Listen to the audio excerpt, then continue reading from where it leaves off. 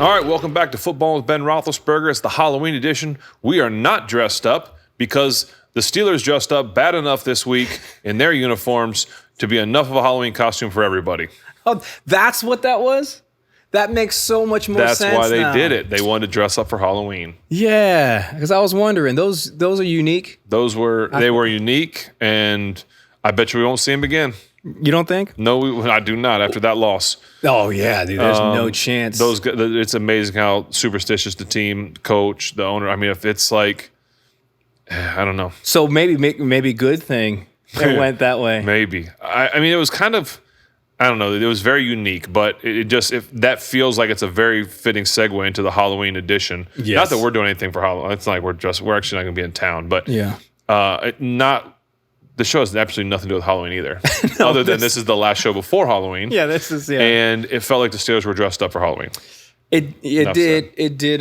What goes into the selecting of an alternate uniform? And I'm sure the story behind the actual uniform, as far as it being, that's back when they were the Pittsburgh Pirates, right? 1933. It was like, I understand the legacy, I understand the story and the narrative of it, but after it gets designed, it's like, hey, man, you know what we should do?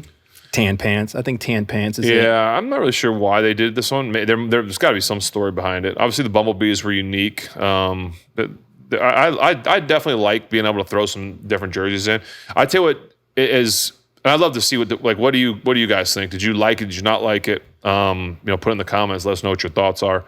How do they compare to the Bumblebees? Because I think that's kind of the when you talk about Steelers uniforms, it's very traditional, right? It's the black, it's the white, it's the block number. There's very little variations. Yeah, Bumblebees are a big variation, and this is a big variation. So, I'm very curious. Let us know what y'all think of where they rank compared to the Bumblebees. Do you love the Bumblebees? Do you hate the Bumblebees? Do you love this one? Do you not like this one? Should we stay away from it? Go with the all black? Just give me your thoughts, because I'll say this, it was definitely, it's a unique thing to watch. Like, as long as it was in a full season or whatever, right? The more interesting thing, I think, was how close the two uniforms were in the sense of the color, like, palette tree. Sure.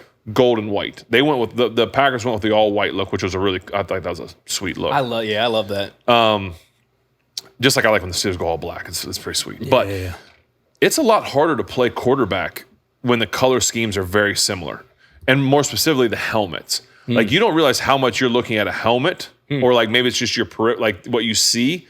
When you see like a white and a yellow or something, that's a very close. Really? Yeah, it's more difficult than you think. That's interesting. So, yeah, because you think obviously it didn't affect either quarterback because no one threw it to the other team. But it was very interesting. So yeah, because I think that was my initial concern when I heard about it and whenever they announced it, was like, you're going to wear yellow helmets against the Packers? I'm like, surely they're going to do their all whites, or they can't have two teams out there with the same color helmet. But you're saying that would be unprecedented. I mean, I would love to know if that's ever happened before. Like that would be unprecedented. The same color helmet, white and yellow is pretty close. Yeah, but the same color, like that would be. Yeah, because I mean, you even see that a lot of times with the jerseys, like the Steelers' home jerseys or the black jerseys. They'll wear those if another team's doing like a alternate white or whatever on the road. Well, some teams also will wear their white if it's a hot. Like, so the dark color is your home uniform, the white is your away. Right. That's just traditional. Well, if you're playing in an early season 1 o'clock game in Tampa, Carolina, whatever, you'll notice that they wear their whites, their traditional ways, because they want the Steelers to wear their darks, or the opposing team to wear the dark. Is that true? It is very true. Because of heat, right? Dark attracts heat. They want you to be warmer. So absolutely, you'll see that happen a lot. Jeez, that's some next level strategy stuff. Yeah, definitely. Good for them, man. Yeah, I was not around, I don't think, in Pittsburgh when you guys were wearing the Bumblebees. Yeah. What was the last year the Bumblebees were? Oh, no. But you balled out in the Bumblebees. I did. I had some good games in it, but I think it was like, how fast can we get this? If we got to remember this jersey, I don't want them remembering this jersey because I stunk. Yeah, that's right. You're like, I have to play the best game of my life if I'm wearing this. I wonder what the players thought of it, because you don't get to say. It's like, hey, here's what you're wearing. This is what it is. Anyway, so we'll let's get a first beer going here, Spence. Yeah. While we kind of tell the people what's going to happen today. We are going to obviously talk about the game. We will dive into what went right, what went wrong. I'll start you out light. My predictions, because my prediction, obviously. Maybe I need to stop picking with my heart, start picking with my head. Yeah. Dude, look at the numbers. Actually, no way, dude. I've watched some of your career, bro. Just got to let it ride. Let it ride. Let it ride. And then we'll get into, obviously, we'll have Evan come down and do the family dinner sponsored by Giant Eagle. And then we'll talk about the upcoming Colts game. I did watch the Colts game this week where they played Tennessee. So we'll dive into that game. I do think... go from there. Yeah, I do think this week was probably the week where you saw some real separation as far as contenders in the league. I mean, there's so many games with 30 plus. Some were dropping 40 on people. It was a crazy week. You know what you got to watch out for? The Chiefs. Really? I'm just saying it. As a Super Bowl contender, or I mean, we've always said with Patrick and Andy, Coach Reed, excuse me, you got to be prepared. This team is early on. We're like, I don't know. Yeah. Now again, they played Washington last night. I'm not trying to, but we got to they're going to start to like creep. Making you nervous, huh? Just making me a little nervous. Yeah. All right. Because I'm still not, we'll talk about the Colts. The Colts, again, I don't care. We'll get to it. Okay. We'll get to Sorry, tell me about the beer. Well, before you get there, this is from, all the beers today are going to be from Heavy Seas Beer. Heavy Seas. Oh, Heavy Seas. They're all pirate themed. Yeah, there you go. I just thought that was fitting. For Halloween.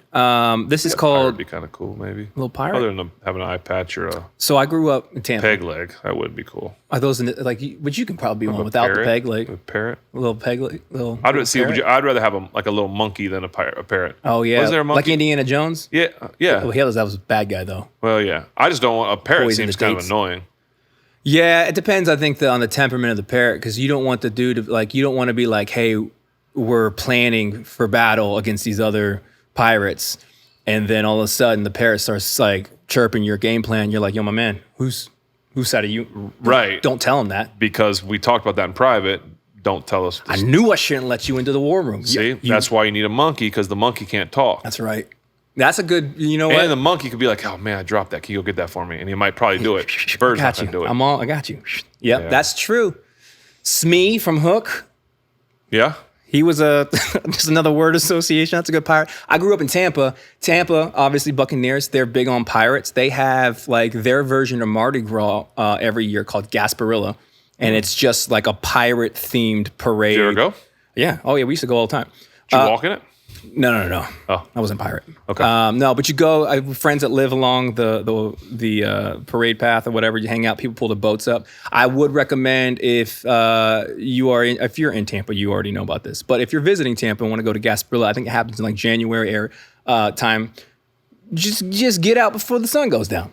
No, one of those kind of things. Yeah, if you got kids, just go early.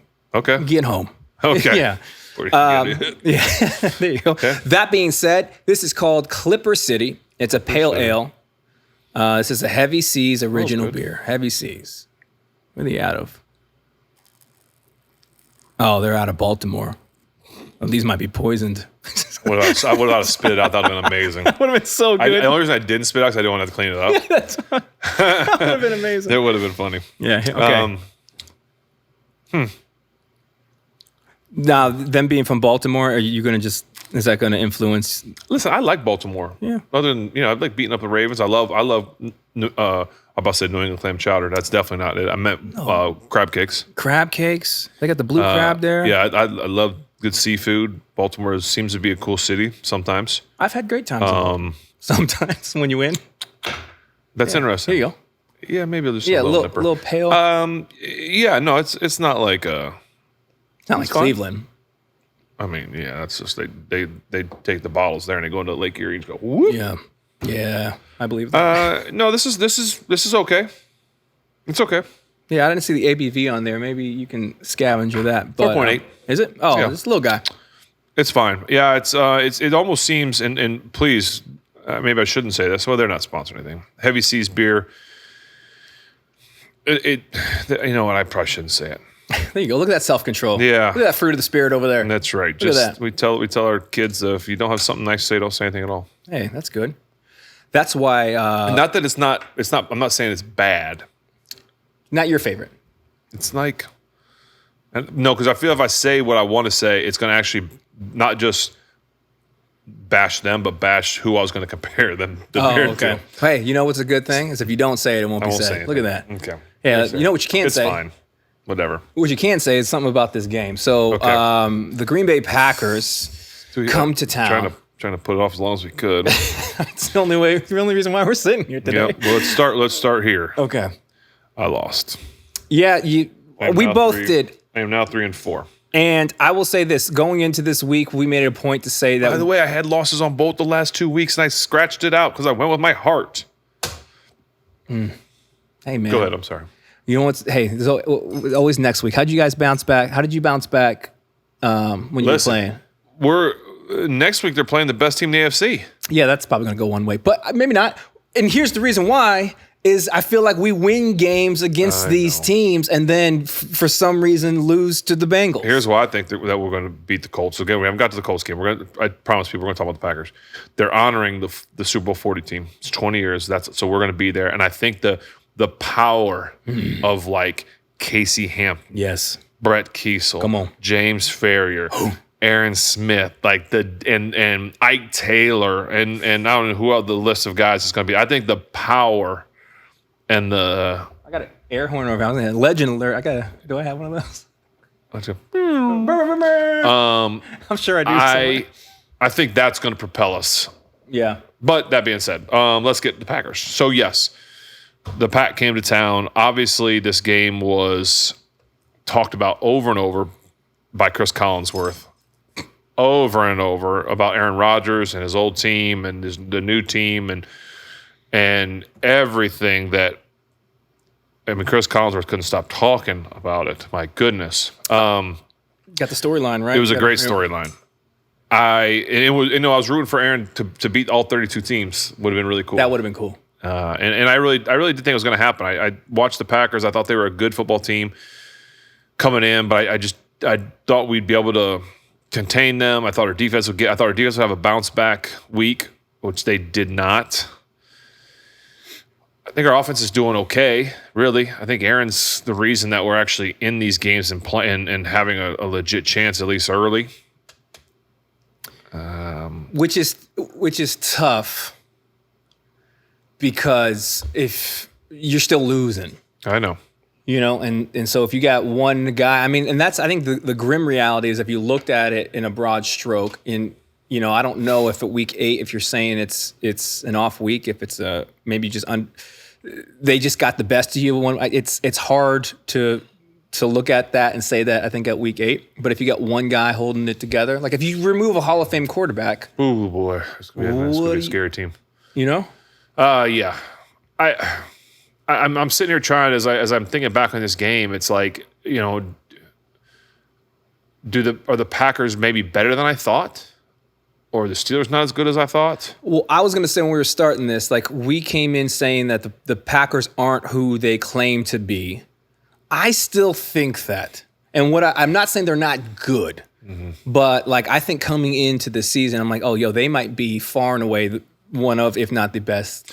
Well, I talked about them early on, like them as one of my Super Bowl contenders. And I part of that was because Jordan Love. And you guys saw on Sunday night what I see. Yes. Well, I think he is a really good football player. I think when you give him time, he can make things happen. I think he had 20 straight completions. Yeah. I mean, now part of that is on the defense. They're not getting home. They're playing man. They're trying to run with guys. I think that's what Coach Tomlin did when he brought these guys in. He wanted to just play man and at some point we've got to make adjustments. But I think you saw the potential of that team. You saw a team that can get after it, and I think I'm afraid to say that I think that maybe the Packers are who we maybe thought they were. Like they're pretty good, but I'm also fearful to say that maybe the Steelers are not who we thought they were. Maybe they're not quite as good. Remember that panic button we flipped the knob up. Right now, the glass case is open? The glass case is open. Oof, anything could hit it now. I still have to flip the little red thing up before you push the button. Right. The glass case is open. Okay. So, And again, to me, it's something I never thought I'd be saying. It's to me, the reason that that glass case is open is because of the defense. The 30th ranked defense. The 30th ranked defense in the NFL. Is that true? I'm almost positive that's true. Could be wrong, but that's what I felt like I've heard people say this week. But they're the height. I mean, the amount of money we put in and the people that are there, you expect bigger and better things, and it's just not happening. Why? I don't know. I'm not sitting in the meeting rooms. I can't tell you why. You've got a stud in TJ Watt. You've got guys that are veterans like Cam Hayward that can make plays, and Slay and Ramsey and Queen, and you've got guys. Now, Elliott, I thought had been playing. I like the way Elliott was playing. That injury is going to be huge, in my opinion, for the Steelers. One, because of a guy that has been kind of feels like he's the pulse of that secondary. Yeah. And so for him to go down, I think is going to be really tough. I think it's also going to be tough because, like, what are we doing behind? Is it Thornhill? Is it Clark? Like, what's going to happen back there? And maybe someone will surprise you. But I think when you have a guy that, in my opinion, has been playing, now, has he had a couple bad games? Sure. But I think all in all, he's the pulse and the heartbeat of that secondary. Someone's got to step up. I mean, so there's been a lot of talk about trades and trade deadlines. A lot of people have been talking about getting another wide receiver. Again, I sit here thinking, would it help? Sure. Do you need it? I do not think so. I don't think that's where you go there. With Elliott going down, it feels like we have to go get another person. I would think so, unless, but Coach Tomlin, he's famous for saying we stay in house, we keep it here, we don't go do this. Now they did go just sign yesterday, I think, Valdez Scanlon, MSG, whatever. Okay. Valdez Scanlon, MVS, maybe. Marcus Valdez. I'm gonna be honest with you, as a resident non-football person, it's the first time I'm hearing this person's name. They signed a receiver yesterday. Okay, all right, cool. And it's one of Aaron's old receivers from Green Bay days. Oh, yes, I actually do know who you're talking about. Yes, but he's been, he was, we called off the streets. He got signed off the streets. Yeah. He wasn't with the team. Didn't trade for him. Signed him. Is that it? I mean, I think that's an Aaron Rodgers going in and be like, hey, I want my guy. Sure. Personally, I could be wrong. That's just I think they want to do whatever Aaron wants to add some guys. He knows him. He maybe feels comfortable with some things. What are we going to get? I don't know. Does it mean they're not going to make another move? I don't know. But Tomlin is, again, he's notorious for saying we keep it, I want to keep the guys here that have been with us, that have been fighting with us. Do I agree with that in this situation? I think he should go out and get somebody. Go get a safety, unless you feel that it's Peppers or Thornhill or Clark that really can get this done. But right now, the way the defense is playing, you might need a spark. I hear and I respect the sentiment. I respect the fact that you're like, these are the guys that we are putting our stock in. We want to give them the shot early. However, that being said, you've built the defense with a bunch of people that you just brought. I totally agree. I think you can, and it seems like we might need to just switch up some stuff, just try some stuff. Well, I don't disagree. I think James Harrison on his podcast this week really kind of went in on that too, talking about, hey, listen, we need. I didn't watch the thing, but I saw the kind of the clips of it, and it was like, hey, listen, there's some changes need to happen, and to me, it's I moving guys around. Like I love when they put Ramsey in the slot. We talked about in the past. Remember Deshae Townsend? I brought that name up. Deshae Townsend went from cornerback and was a very good cornerback.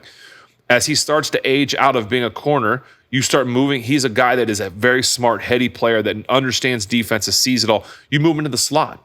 You move him into the slot because then you can blitz him. You can use him in zone coverages. You can help him to stop the run. He can kind of diagnose. He's an inside. When you play corner, you're on an island, right? Revis Island. Ike Taylor, you play corner. It's basically like, hey, it's you and this guy. We may not help. We might put a safety over top every once in a while, but you're right here. You don't have to think about much. Now, if it's zone, then you're going to have to sit in coverage. But it's like when you have man coverage, it's like it's me and you, and I'm locked in here. When you now become the slot, you have to now your vision goes like this because you have to see everything. You kind of transition into a leader in the secondary and the linebacker area, and I think Ramsey's perfect for that. I think he's a veteran guy that can he cover outside? Sure, but I think you can bring him on the inside where you can use his smarts more than his physical abilities. And I love when they blitz him. I love when he stops a run because he's a big guy. I'd love for him to be on some tight ends because, like, why did this Kraft guy this week for Green Bay absolutely destroyed us? Yeah. Like why put Ramsey on a man-to-man? I remember when we're playing and coach wanted to stop Gronk. He's like, I need to find a safety. I need to find someone that's a big safety that can just run with that tight end. Like, that's his job. Yeah. Well, you got a guy in Ramsey that I think can do that. Put him in the slot and let him cover the tight end if you've got a valuable weapon tight end, you know? I just think that I think you're wasting him outside on the corner position to try and lock down one of their best wide receivers. Yeah. So that's a change that I would make if I was a defensive coach or the head coaches. I would really focus on him, help stop the run, because right now we're not really stopping the run. I know that Jacobs didn't run for 100, and Coach Tomlin like really preached that the linchpin of this team was Jacobs, the running back for Green Bay. The linchpin. No, it isn't. He's a good player. The linchpin is Jordan Love. The really good quarterback. That's where your focus needs to be. And I'm not really saying it wasn't. Yeah. Okay. I think Tomlin sometimes, I think we all know that he says one thing to the media and puts it out there, and then other things behind closed meeting doors, he's saying other things. Sure, you know what I'm saying? Does that make sense? You're not going to give away your game plan. You're not giving everything away. There's no way that he really thought that Jacobs is the linchpin of that offense. Sure. But he's always been that guy that thinks that like a running back, because it starts with running the ball, and you got to be able to run the ball, and then if you stop the run, you make them one-dimensional. That's a team that I would have rather made one-dimensional the other way. Yeah, I agree. Same thing with Cincinnati. Don't let Joe Flacco beat you passing the ball. Make him beat you running the ball. The last ranked running team in the NFL. Make the Bengals beat you that way. Jacobs, I don't think, had a 100-yard rushing game yet. Like, make them beat you that way. Yeah. Just like we're going to talk about this week coming to Indianapolis, they might have right now the offensive player of the year or the MVP in Jonathan Taylor. Mm-hmm. He's a stud. Now, if you want to say there's your linchpin of the Colts, sure, it's not Daniel Jones, but don't confuse it and say that Jacobs, who is I'm not trying to take anything away from him. Jordan Love is the linchpin of that offense, and you saw it this week. Yeah, threw for 360 yards. At some 20 point, straight completions. If you go into a game plan wanting to stop a running back, that is good, as you're saying. But halfway through, you get to halftime, you got to switch that up. Granted, going into half, the Steelers were winning. Mm-hmm.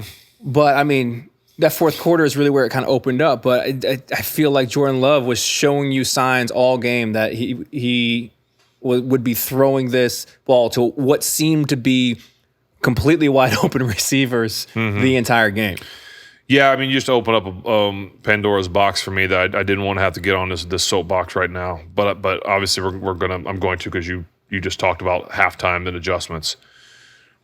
It feels like, and I'm this is definitely, people are definitely take this somehow. So I'm going to kind of choose my words carefully, but I'm going to just say what I believe is my opinion, and that's what this show's about. Is my opinion. The Pittsburgh Steelers, when I was there, and for as long as I can remember, were the best in the world, or one of the best in the world, at making halftime adjustments. We would go in, and that's what we prided as players. We were proud of the coaches at halftime. You had Mike Munchak, Russ Grimm, Randy Fiechner, Daryl Drake. Oh, Coach Coward just texted me. Coach, I'm doing a show. Come on, I'm on my soapbox. This is like a big speech. Don't interrupt me now. I had a moment, Coach. Come on, Coach. Scotty Montgomery. I could name these great, Coach JD. You had great coaches that were able to make halftime adjustments. Where you went in, say you struggled. Dick LeBeau. I'm just doing offense, right? Yeah. You might struggle in the first half, but you went in at halftime being like, okay, yeah, we need to play better as players. Like, I know that. We didn't play well in the first half. But I also trusted that they were going to make Bruce Arians. They were going to make adjustments. And we were going to go in the second half, and as long as we executed and did what we were supposed to do, the adjustments made at halftime were going to give us an opportunity to win, right? Sure. I feel personally like, as I'm watching these games, it doesn't feel like the adjustments are being made. Again, I'm not in the locker room. Maybe they are, and the players aren't. I don't know. This is just my opinion. We're going into halftime with either like a small lead. I think the last week, Cincinnati, we had a small lead. It was tied. It was a very close game. This week, close game. Mm-hmm. But it felt like both the last 2 weeks, like, okay, man, I'm sorry, that first half felt like our half. Mm-hmm. Whether it was by penalties, things going our way, and that the other team didn't play well in the first half. And then it seems like the last 2 weeks, second halves have been all the other team. Yeah. None of us. Now, is that coaching? Is it players? Is it adjustments? Is it lack of adjustments? I don't know, but it just feels like the second half of ball games we stink. And I'm just asking a question: are we making the proper adjustments? Yeah, no, it's a good question. I don't know. It's a good question to be asking, man, especially when you see performances like that. I mean, because it's a tale of two halves. The Steelers are a tale of two halves. I mean, I think you could even run it to the fourth quarter in this game specifically. I mean, it was the fourth quarter. Jordan Love was just like, "Oh, I'll take it. Yeah, guys, we're getting tired. Let's just take this and let's go back to Green Bay." It's tough to see it play out like that when you're going into half winning, which I think you'd mentioned the last 2 weeks. We had been going to the half up by maybe not a lot, or up. How much does the score dictate the adjustments? Because if you're going in there like, hey, maybe you're not executing great, or our schematic's a little off, but it's working. Let's double down on that. How much of that is saying, hey, maybe we don't really need to change stuff? Are you changing stuff when you're winning? Yeah, maybe not changing, but there could be some little things or you might go, hey, like this is working. We're going to continue this. Your adjustments might not be as extreme or as much, but you're kind of constantly doing that. We had some great coaches. I utilized, and again, he's got a gold jacket. Mike Munchak, like between series. Hey guys, listen, this isn't what we're going to do. We're going to block it this way now. Not like crazy, but just little adjustments. I feel like when the last two games, we go into halftime, and I've said this. I don't even know if I put on my notes, but I've definitely said it to my family as we're sitting there watching the game. Man, that felt like that was our half. Like that felt like the other team didn't play well. I mean, they missed 2 or 3 field goals in the first half. Yeah. And it felt like I'm nervous coming out of halftime because if they make adjustments and we don't, they're gonna blow us out. And so it's just a feeling I've had the last 2 weeks of what's going on what are we doing? Why is it such a dramatic tale of two halves? And even if you're up 3 or 6, that's not enough for you to be like, okay, we don't make adjustments. If you're up 21-0, then you can be like, okay, things are working. Let's just keep going. Let's not let them back in it. But these games have been too close going into halftime not to really focus on adjustments. And again, I'm going to say it, and the people cut little parts. They won't hear this part. I'm saying that maybe they are making the adjustments. Maybe we just aren't executing it, right? I don't know. From a fan and just a spectator, this is what I see is just a tale of two halves. And it takes us till the end of the game for Aaron start throwing it around because for us to get a score late and obviously we fumbled and kind of let them in the game. But if it felt like the Packers took their foot off the gas a little bit towards the end because if they score a touchdown on either of the last 2 drives, it's over. But it also felt like they were like, okay, let's not take any crazy chances. Let's try and run it. And so I don't think that game was as close. It wasn't as close as the score kind of dictated towards the end. Oh, sure. Really. Sure.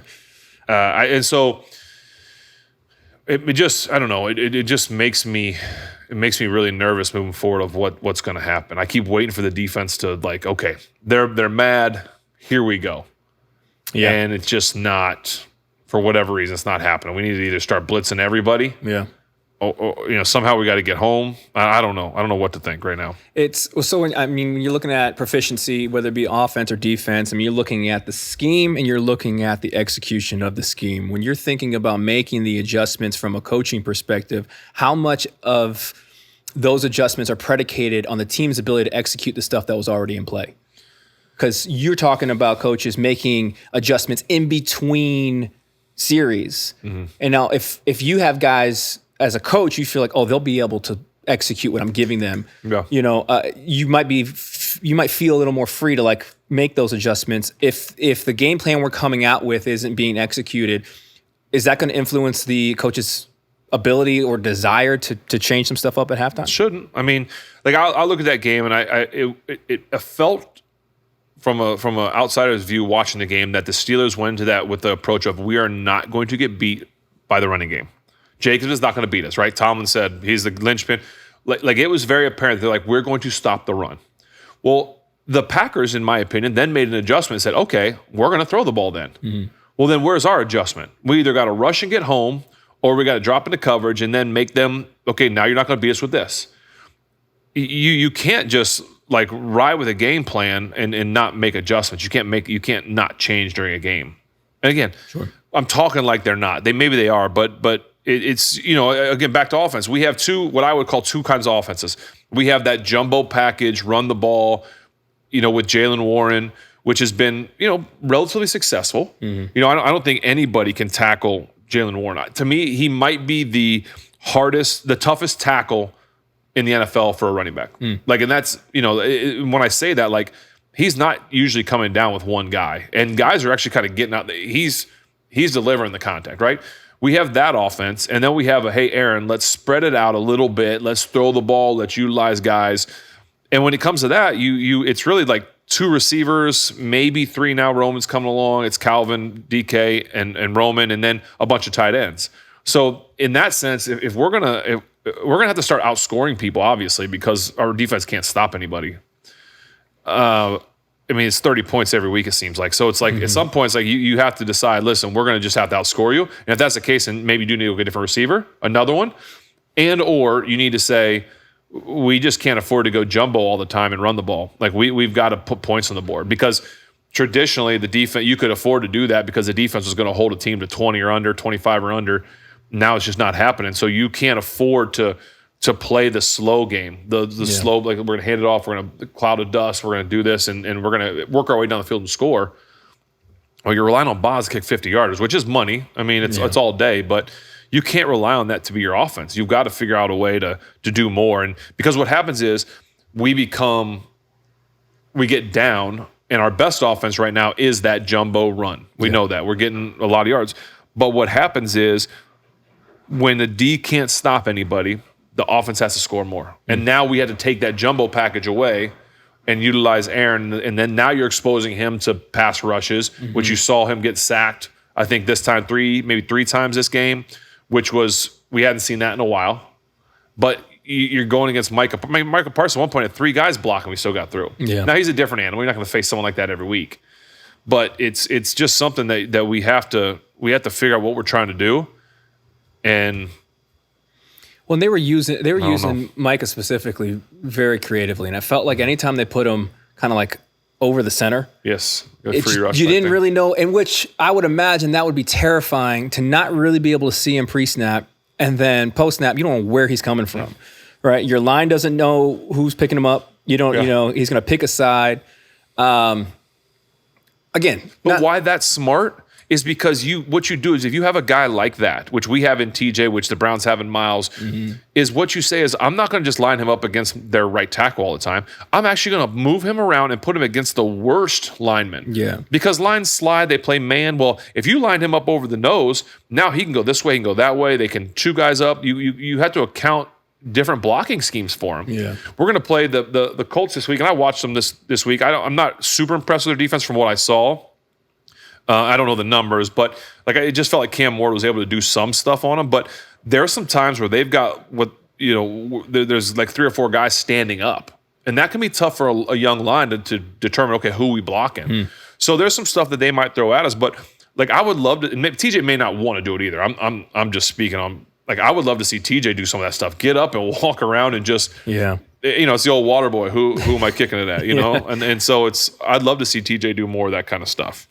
Yeah, man. I think I'd love to see the defense do all. At this point in time, I feel like you can just start trying stuff, and if it doesn't work, it's like, all right, well, we tried. We're for sure switching it up. I want to look at a couple of the key plays in this game. I agree that it just didn't feel like it was as close as it might have felt towards the end when we were able to score that Roman Wilson touchdown. Kind of closed the gap a little bit, but it didn't feel like that, at least the game that I was watching. But there are a handful of plays. You're talking about the jumbo package. You're talking about trying to establish passing. How about Aaron passing it to a lineman? I mean, that feels like... Hey, he threw it hard, too. The guy made a great catch. I think it's a little early in the game to throw it to him. Those are things that you love, like you practice it, and you actually like doing it because you want the guy to get involved. Now, I think he was just throwing it as a check down. He was ready to get the ball out of his hands. But that's one you want to do down like towards the goal line so you got a chance to score. Yeah. And pick it up 3 or 4. But make the big guy run. I feel like it's a waste of play yards. a little bit. But, I think it was just more. It wasn't like it was a design play to him. Sure. That was just him being a check down, have to find a way to get him the ball, Yeah. I want to talk about this no call offsides that was heard around the world. I'm going to pour you this beer as we do it. I believe that was the 2-point conversion. Is that what one we're talking about? I don't remember what play it was on. But the Packers play. Packers. No, it was not 2-point conversion. Okay. It was like a 3rd down, 3rd and 8 maybe. Okay, I'm thinking about something else then. Yeah. But it was clearly offsides. Mm-hmm. By them, they jumped offsides. They jumped offsides. On Aaron's no hard count. call. Aaron believes he's getting a free play. You've been in that situation before. Walk us through what's going through your mind in the moment when you saw someone jump. It was as clear as day. You think you have a free play. You do something you typically wouldn't, and then it doesn't get called. Yeah, I think kind of a couple things happened. That has happened to me before. I've actually thrown an interception on a play where I thought I had a free play because you think it's like, okay, you just take a chance. It's definitely offsides. Aaron threw a kind of ball up. His went incomplete. Would he have thrown it there if he didn't think he had a free play? Would something have changed different? I don't know that. Now, they got the best case situation in the sense that it was just incomplete and you have a chance for, you can go for it on 4th or whatever. I think he's thinking now he's going to have 3rd and short. But it was offsides. Everyone talked about it being offsides. I'm glad the officials didn't, they kind of huddled up and talked about it. And I'm like, as much as I know it's offsides and I want them to call it, don't throw a flag the play's over. You can't call that now. I mean, apparently you can. You can apparently, but I was like, don't. That'll really just make it awful. Again, it's a way worse play if he throws a pick, goes pick 6, anything like that. That being said, I know Aaron's mad. The team's mad.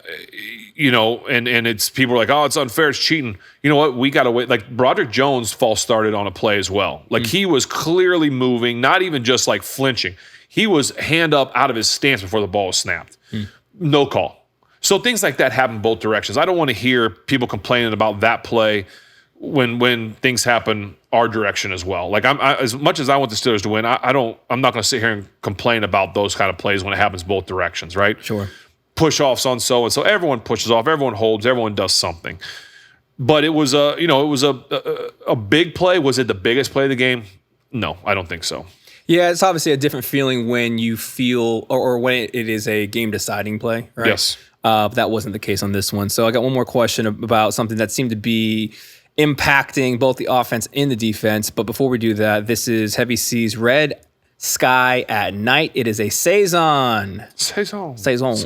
Yeah, I don't know. Where'd you see the ABV on this? Was it just up on the neck? That one's like 7.5. Oh yeah, 7.5. Look at. Oh, that's got a. Yeah, that's for you, bud. You like That's got a back end that'll. That's a red sky at night type thing. Red at night, sailor's delight. Red in the morning, sailor's morning. I'm not a sailor. I don't know if. Although I feel like just finish that and be done with that. Is that the saison that I don't like? Saison? No, there's some saison. Remember we did a whole saison thing? Yeah, I do kind of remember that, but I don't like that very much. It's the harbor of Baltimore, they should water out there. That's 0 for 2 Heavy Seas. I'm sorry. There should be a brewery in Philly that makes a saison barley. And make it. Wow. You know what I mean? Wow, you just came with that, didn't you? Yeah, and it's good. Just for Saquon. Really good. All right. Speaking of, what was you had another play? Well, no, it's because I would like to. There is a play I wasn't talking about. Okay, do you want to do that first? I want to talk more about just the communication overall. There's a couple plays within which it seemed like there was a lack of communication, a disruption in the communication. I think the play I'm thinking about was Green Bay was going for 2, and there were only 10 guys on the field on defense. I didn't see that. I think I saw a clip of that. You'll have to fact check that. Yeah, we only had 10 guys on the field. I saw one on offense where Zach Frazier believed we were in a hurry up. Aaron huddles up. Zach goes to touch the ball and can't move. Yes, that's funny. So there's just, and again, some stuff in the secondary throughout the game. There were just moments throughout the game when it just felt like, hey, we're not on the same page here. And it should never happen at home. At all. Aaron, in the post game, said he had to use a silent count at home. Yeah, they were using. I saw that. I didn't know if he was choosing to do that. Okay. Or if it's because he likes that, or if he wants. Because I don't know that I've ever used a silent count at home.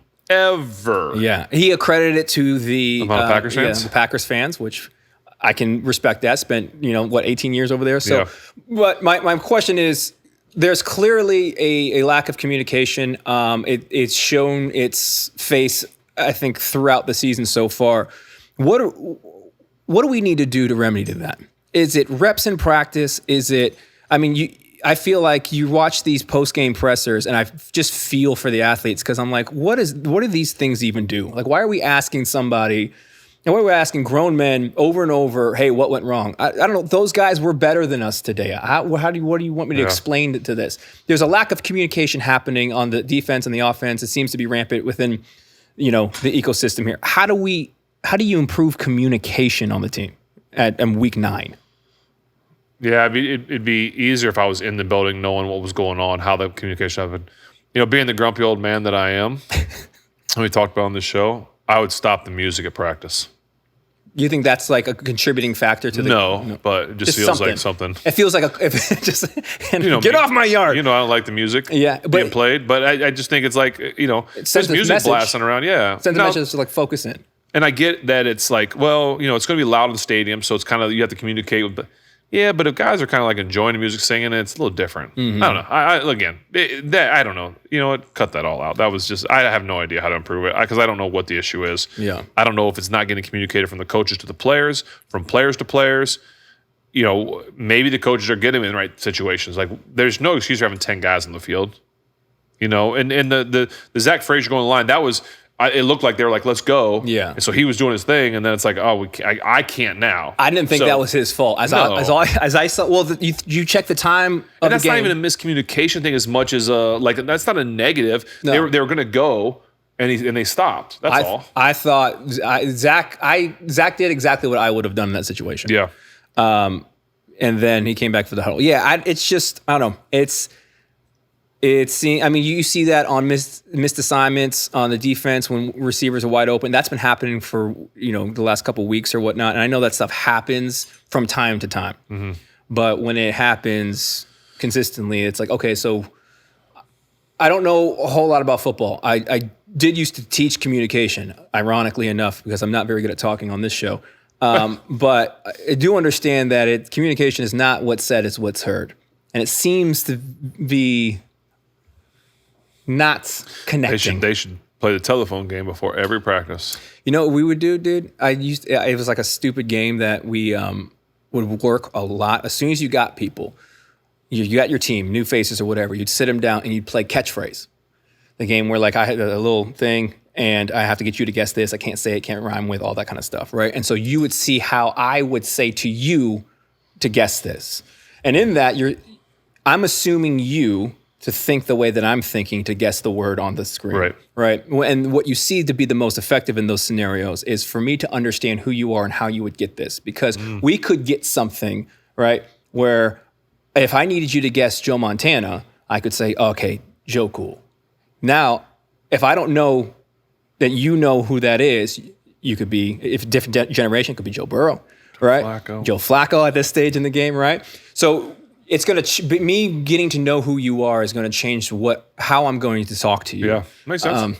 And then what we would do is 2 months in, 3 months in, we'd go back and we'd see how now that we have this relationship. So I'm not saying they should play catchphrase. All I'm saying is, I would love to see that dialed in, man. Because the frustrating thing I think when us as fans look at that is like clearly the talent's there, and we've been saying that on this show. It's like, you can't get more talented people. It's either the execution or how we're using them is off. Or what are the odds? It's like, hey, man, we're just getting beat. Because that's something we're not just considering. But you can't tell me that, like, we had 40, before the last drive, we had 49 yards in the second half of offense. Yeah, in the first half, it was like 130, 40. Like that's a big thing. Like, is that, I don't know, is that communication? Is that, not solely, but it would be. Is that like the other team like saying, you know what? Okay, we're going to stop this now. Mm-hmm. What are you going to do? Like, okay, we're going to take this from you. What are you going to do now? Yeah. Well, then you as the Steelers need to be like, okay, you're going to take that. We're going to throw this at you.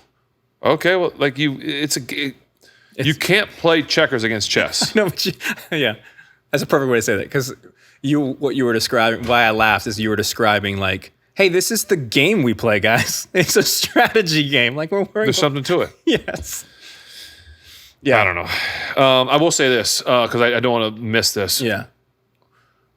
They need to get DK Metcalf the ball a little more. Now, did he have a dumb penalty and he hurt the team? Yes. That was a big penalty. I mean, it went from third and I think manageable to third and unmanageable. 3rd and 2 to 3rd and 17, I think. Yes. Now, I wish the team would. I mean, we used to have 3rd and longs. Like you have multiple plays for that. Like I don't just check it down all the time. Like, but even if they're dropping, like we used to have things that you could make it happen. But not every time. But at least give yourself a chance. But DK when he on the goal line.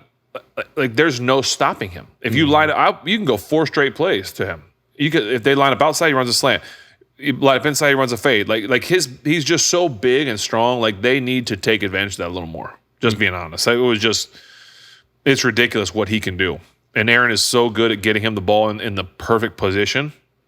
It's got to happen more. Dude, some of Aaron's throws on Sunday were insane. He's pretty good. Not bad at football. This guy, pretty good. Yeah, man. Why do you think? Is it just circumstantial? Why wouldn't you? Like, because this is something the fan base has been saying. I think since we got DK, is like, hey, just throw it up to him. Now there has been some times where it drops.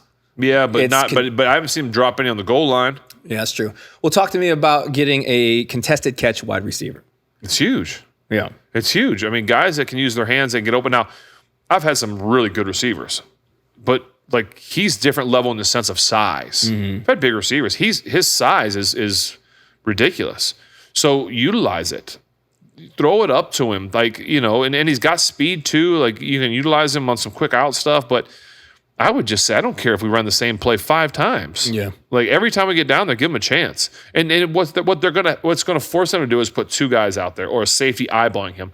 And now you've got an extra guy in the run game or working the other direction. Just saying. Yeah. I mean, it was, I feel like we didn't see a lot of the tight ends either. They tried to throw a fade to Washington on the goal line. I think when they went for the 2-point play, they called a penalty, and then they threw it to Jonnu next, and I think he dropped it. Which would have got it within 8. That's right. So that was tough. But I'm glad Pat was okay. That was a little nerve-wracking early. He got hit in the quad. I think hopefully just got a bruise. Don't know what other injuries. I didn't look at the injury report. Isaac had a pec thing. I think he was trying to get back. That's going to be big. That could be really big because those pecs for linemen with all the pushing is not an easy thing to deal with. I mean, you got and Elliott, obviously. Yeah, Deshaun Elliott's out probably for the way that looked. We might just not see him. Yeah. Who's I think was the heart and soul of that secondary. Yeah, man. I mean, you saw he was out earlier in the year. And you saw the challenges we faced when he was gone. Now you got our veteran O-line. I mean, and I do think the O-line is playing a lot better, man. I like to see those boys come together. But if Isaac's out next week, I mean, transitioning to the Indy game, it doesn't look pretty tight, bro. Yeah, I'm glad. I mean, if there is any good news, is at home again. Yeah, and that those guys are going to be there. We're going to be there on Sunday to get honored. Maybe there'll be a little Steeler juice flowing through the veins. But yeah, I am 3-4 right now, and I'm not going to give my prediction yet. You just got to break 500, man. You know what I mean? You just got to get to 500. You just got to get. This Colts team is pretty good on offense. Yeah, they're not bad at football. They're pretty good on offense. Hey, how hilarious is it though for Minnesota to have had Sam Darnold and Daniel Jones on the same team and now they're playing Carson Wentz. Carson Wentz is out now. Well, they were playing Carson Wentz. I know. Yeah, this Colts team. I watched them play Tennessee this week. Now Tennessee's terrible. I'll give them that. I don't even know what the final score was, but it looked like at one point when I was kind of to a whole little. But it wasn't the whole time. I don't think, was it? I mean, it was kind of like it was a semi-close game for a little bit. I could be completely wrong. I saw just a couple clips of it. 38-14. Okay, so yeah, that's not really close, but it was 17-7.5. Okay, that's nothing wrong with that. And then the Colts went 14 in the third and 7 in the fourth. Jonathan Taylor's really good. Here's my fear. Really good. Here's my fear, though, dude. Is I don't know I have faith in our defense. I know a lot of the city does not. I know. I think I do too, but I know it's going to be very high on the priority to shut down the run game, and that should be. He is an animal, but it's not like you're doing any better with the passing game. No, man. Michael Pittman. I mean, their tight end has been a freak this year. It's a tall order, man. It's going to be a tough one. It's going to be because you got Amir Abdullah behind him. You've got some players now. Obviously, Daniel Jones has been playing really well, but he can do that because he's got those guys. Mm-hmm. And I just think that I'm a little bit nervous about. I'm watching the defense, and it felt like they were okay. And I could be wrong. Like they may have a great defense. I just don't know. Yeah. But by watching it, just felt like there was some chunk plays to be had there for Tennessee. And they did do it, but Daniel Jones went 21 of 29 for 272, 3 touchdowns. Yeah. Now he was sacked 3 times. Okay. So maybe there's something there. Maybe we can get after it at home. He does have the legs. He can move around. He can run a little bit. I don't know. It's just going to be it's going to be interesting to see. FaceTime Pat to get the scouting report. Yeah, right. You know, and just to see what are we up against here. Evan, look at this. Speaking of what we're up against, look at this food, ladies and gentlemen. You can have here, mine. let me. You love Brussels sprouts. Here, you guys can see. This is how I feel after a loss too. I'll eat my Brussels sprouts. That's why I did it. Yeah, I know. Everyone pays after all. Everyone pays. Thank you. Well, hi, Evan. Hello. Good to see you, man. Welcome to the family dinner brought to you by Giant Eagle.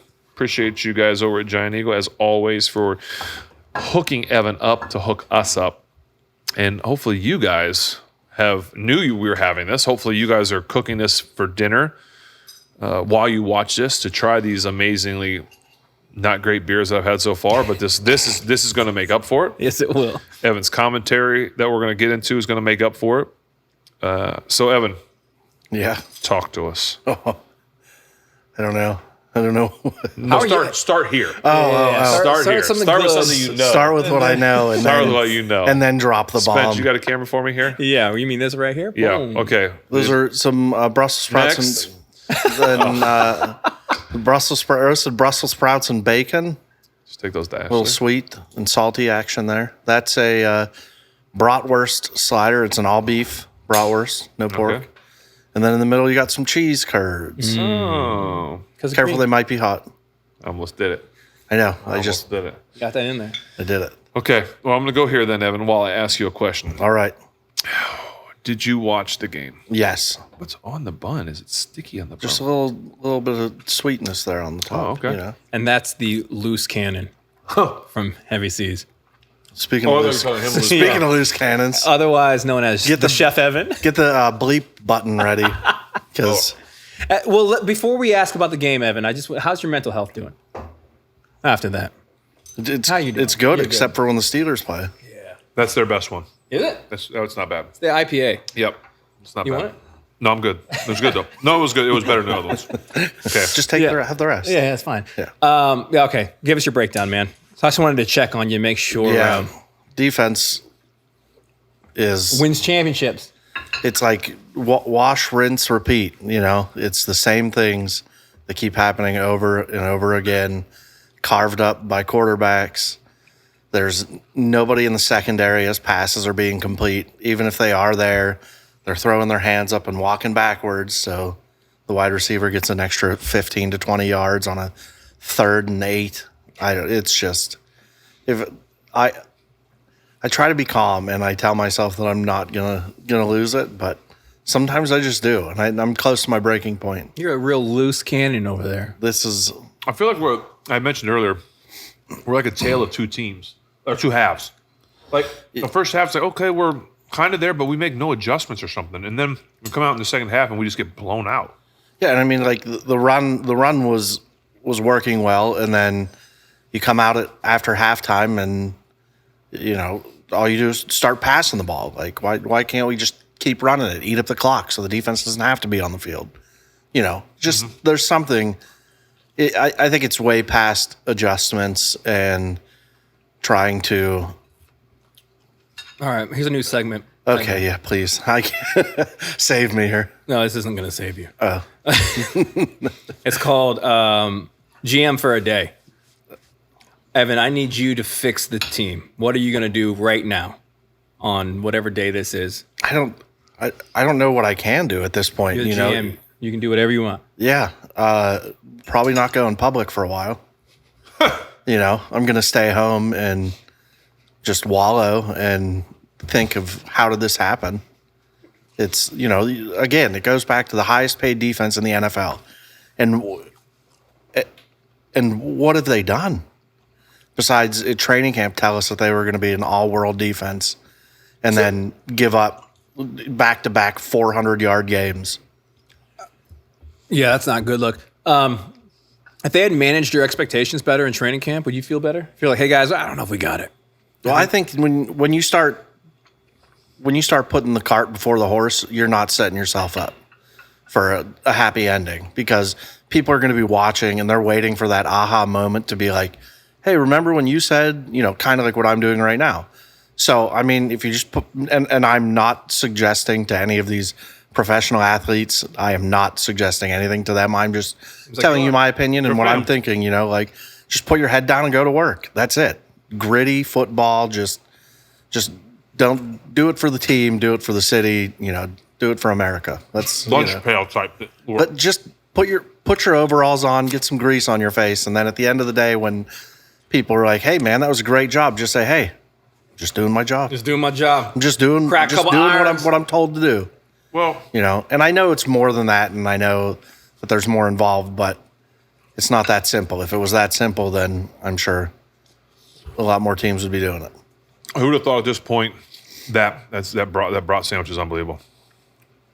Who would have thought at this point that 41-year-old Aaron Rodgers and the offense wasn't going to be the issue? That's what I mean. Like, and it's just more what doom. What if we didn't have Aaron? More doom and gloom. Like, at that point, if we didn't have Aaron, then I think that possibly the fans would be like, okay, this is a down year. Oh, okay. You know what I mean? Really? Like, you think if we didn't have Aaron, we'd feel better about this performance? Well, I think that if the offense wasn't carrying the defense the way that it is now, that I think a lot of people would just be like, all right, well, this is the Tomlin's first losing season, because we can't hang our hat on that anymore. And I don't know. It just gets irritating to the point of like when something does go right, then something else goes wrong, and such is life. But and more doom and gloom on the way because we got to play Indianapolis 7-1.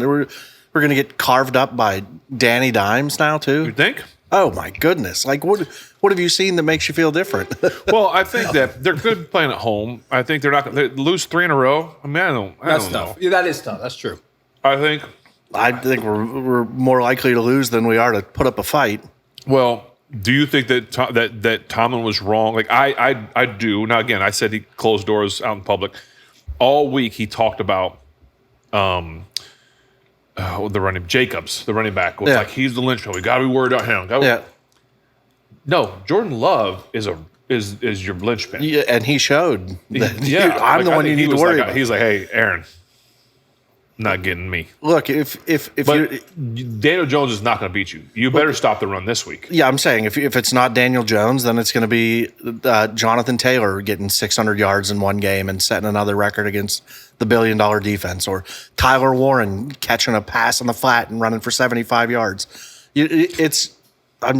I've lost hope at this moment. It might change throughout the week. Do you think a lot of Steelers fans feel the way you do? I think you're our resident. Give us you're the pulse. I think it's frustration. I think it's being told one thing and then seeing another, and then also being coddled back by the coach to be like, oh, we haven't lost it. We're doing what we're doing. And then, we're not idiots. Like, I've been watching football since I was probably 2 years old. Yeah. It's like, I have a feeling in your house is way before that. You can't tell me it's, I can't say that, but I don't know. It's irritating to me. Yeah. And it might just be me because I'm super passionate, but at least we have the Penguins.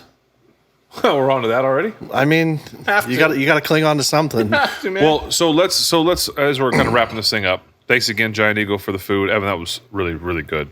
You should try these Brussels sprouts. I did. I actually did. I tried a bite. Did you? Yeah. I think I'm allergic to bacon. So if we Why give him lose the no this bacon? one Yeah. and we go to 4-4, Yeah. and then we go out to the Chargers on Sunday night, Cooked again. Really? we could lose two. You think we could lose 4? I mean, We were at the top of the division with Baltimore. we got lucky since he blew it against the Jets. Blew it. With Baltimore just laying on their back, done. And then Tyler Huntley comes in there, they win that game, and then they're going to get Lamar back by Thursday of this week. So it's like We don't really know. Depends on what kind of status they want to put him in. Yeah. Well, what time they he's send out. him. He's in. He's out. Come on, Surprise. Harbaugh. You know better than that. He does. They're going to get fined. They're going to make up ligaments. Well, the Like, good he news tore is his after those two games, we Tyrannosaurus. have the Bengals again. That's not good either. We're not going to lose Yeah. to the Bengals twice. Joe won't be back yet, which Flacco's been playing really I'm well. worried about the other Joe. I think. Joe won't be there, but Joe will be there. Joe will be there. Bears. Okay. All right. So I have us as a win. I have us as a win against the Colts. This is at the beginning of the season. I had us as a win. My heart says that we're going to win this game. My heart says it because I'm like, we're not going to lose 3 in a row. Mm-hmm. We're going to get it fixed. The 20th anniversary Super Bowl team is going to be there. We're going to have guys on the sideline introduced to half. You might get James Harrison out there on that field. Wouldn't that be something? That would be great. This is how you do it. One just time, like dropping and he people. runs on the field That's like it. he did that guy when he speared, just with no The no fans pads on. would lose it. So James is they're doing it numerically. Yeah. So James is going to be probably the last person introduced. So he's going to just go nuts. Yeah. But I think so. Anyway, my heart says that we are going to win it. My head is more nervous. I just don't think we can lose 3 in a row. I say we upset the number 1 AFC team in the Colts, and we're going to win it. Bang! Take that. Well, I've taken off the black and gold color glasses for this game, and I'm looking at the facts, and the defense is a sieve, and They're going to get it fixed. how? When? They're the highest paid defense in the world. They'll be fine. Correct, yeah. And I mean, they just let up 2 games in a row with over 350 yards. How dare you, Evan? Daniel Jones won't be able to do that against us. Yeah, he'll probably do 400. Wow. Well, on that upset. note, I mean, but so you're still going to watch it. Oh, yeah, I'm going to watch it. You're going to root and you're going to cry. in your beanbag chair with no your- more. I'm out of tears. You're out No of tears left to cry. None. more tears. Who's saying that? I don't know.